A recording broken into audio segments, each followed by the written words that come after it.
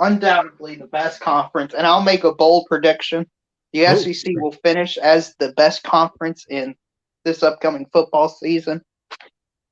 Is there any way that the SEC doesn't finish first as the best conference? I was going to ask that question at some point. I was going to say, okay, what is going to have to happen this season for anybody reasonable? Of course, we got our nutcases out there all over the place that think this or that, but I'm talking about well-educated college football fans like we have here at the Voice of College Football for there to be a reasonable argument, not even like a open and closed case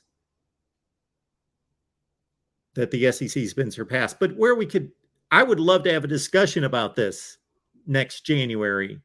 That is a meaningful, like, oh man, we're having a debate because look what happened.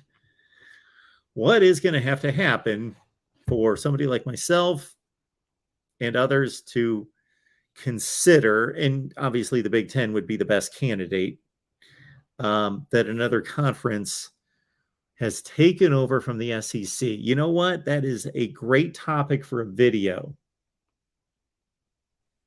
Well, I appreciate that. I'll give my theory about it, and you could tell how true it is or not. So it's no secret the SEC has basically given up on quote unquote irrelevant bowl games, like with what LSU did and stuff like that. I mean, they had like half their team sit out. So if you couple that with the horrible start to the week 1, week 0 games, I think there could be a debate. So if LSU lost to Florida State, if Florida lost by 17 plus to Utah, if somehow Oregon kept it close or even beat Georgia, I think then maybe there is a case. But you would also need the mid-tier bowl games to go the Big Ten's way. Like Penn State needs to beat Arkansas. Iowa should have beat Kentucky. Purdue beat Tennessee, but I mean, that was very controversial game, so we don't know how much it takes off. I think you need all that to happen, and then there would be a debate. Because if you look at it from the talent, the draft picks, and all that stuff, that's going to go SEC. Yeah. So you would need the results on the field to be overwhelming. Yeah. You're right. The recruiting rankings aren't going to change overnight. And they probably never will change, but they're certainly not going to change overnight this recruiting cycle. So, and then the NFL draft is going to fall in line like it has, 17 consecutive years for the SEC. So those two things aren't going to change, but those are, to me, they're good talking points. They're strong indicators, but the results on the field are what matters. That's why we're watching the games, and that's why they're playing. So you gave us 3 chunks of the season that I think are important. You've got your big non-conference regular season games. Then we've got our bowl games. And then we've got our high-end bowl games / more importantly, the playoffs. And so I believe that the SEC especially needs to be compromised in the regular season. And then when it really counts, playoffs, obviously, first and foremost, but also big New Year's 6 bowl games.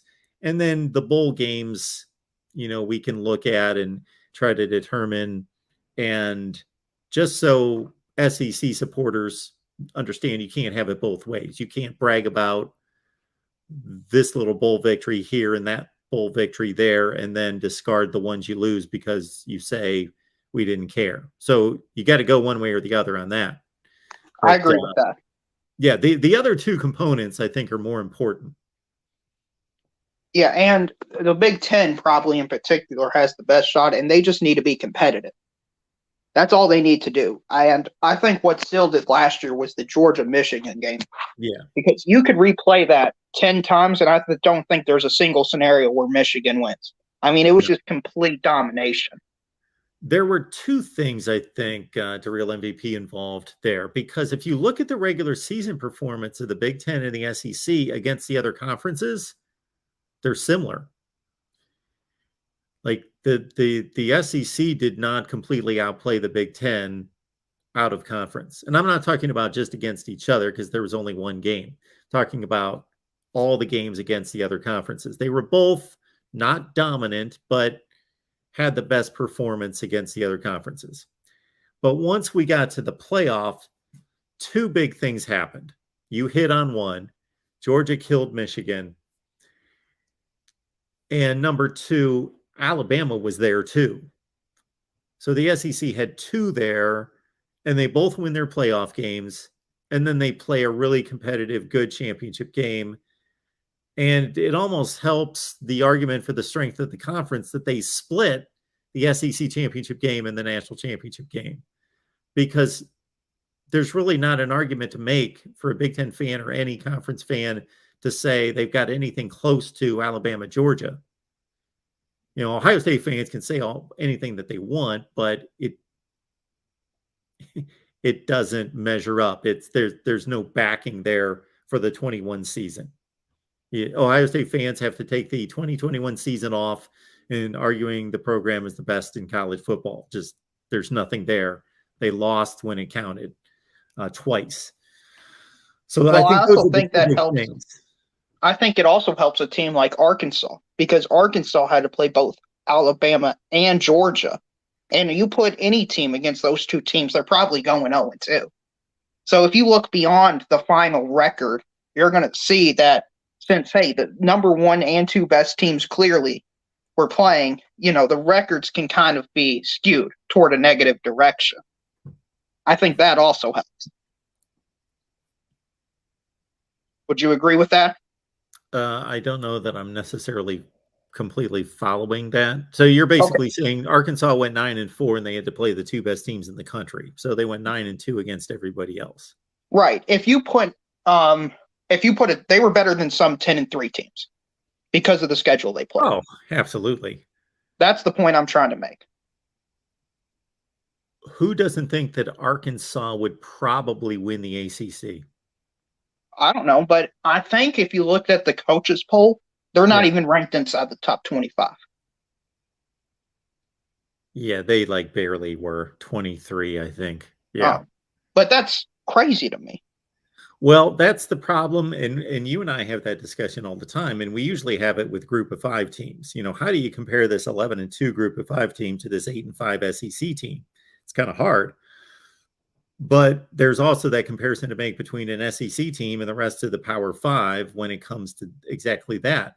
Like there have been years where I've looked at, I'll just pluck Auburn, let's say, since they've been kind of sliding for the last 5 years, and said, you know what? Nobody can justify Auburn being ranked 25th in the country. Let's say they're at that particular point in the season, they're 5-3. They're 4-3. But do I think that they would beat a handful or more of those teams in the top 25? Are they better than some of those teams? Yes. I would bet on Auburn beating those. And I'm not, again, don't get confused, people. I'm not talking about this specific Auburn team. I'm just giving an example that that there are teams in the, like those 7 teams in the division right now. I don't think any of them are bad teams. We can go to every other division in college football and you can find bad teams. Northwestern, Rutgers, Duke, et cetera, et cetera. There's no bad team.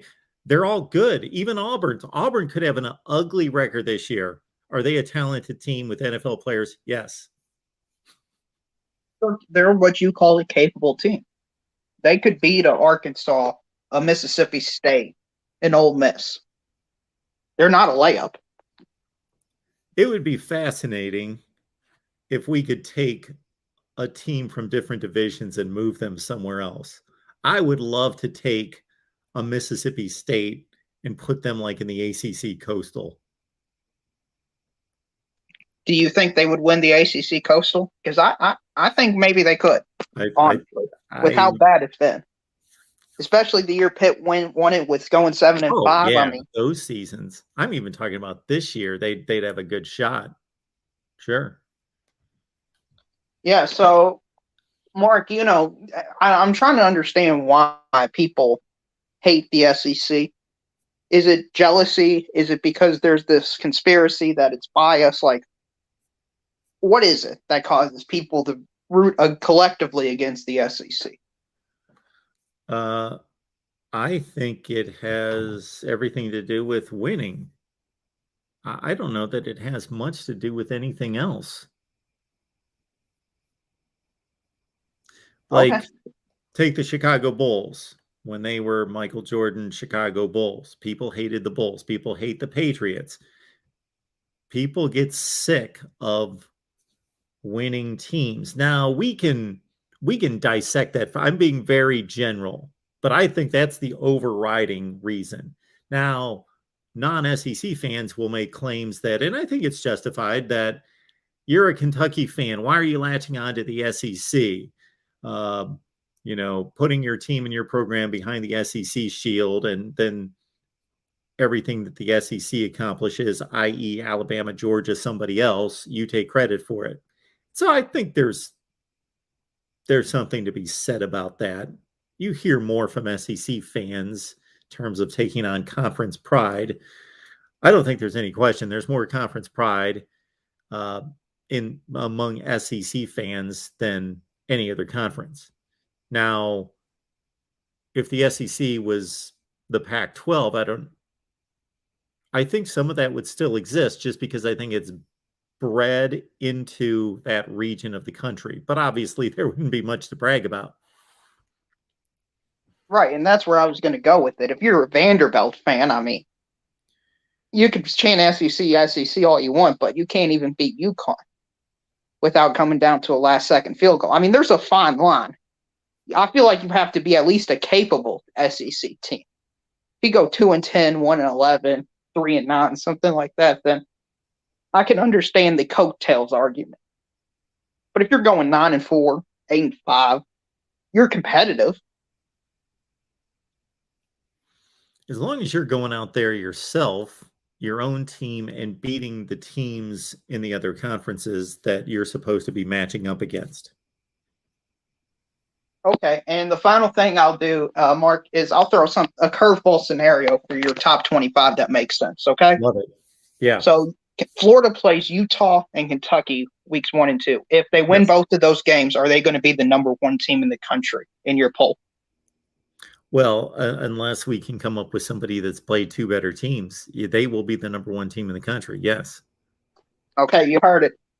Yeah, this is going to blow people's minds. Yes, absolutely. Florida, I can't think of anybody that's playing that kind of competition back to back. Those are the first two games? That is correct. And then the week 4 game is Tennessee. So I have a feeling they'll be up there if they go 4-0. Yeah, think of any other team, and I can't come up with, of course, Ohio State doesn't follow up Notre Dame with anyone. They got Arkansas State. We can go through all the big matchups in either week 1 or week 2, and nobody plays. I don't think anybody plays 2 games like that. So yeah, Florida's number one. If they beat Utah and Kentucky, yeah,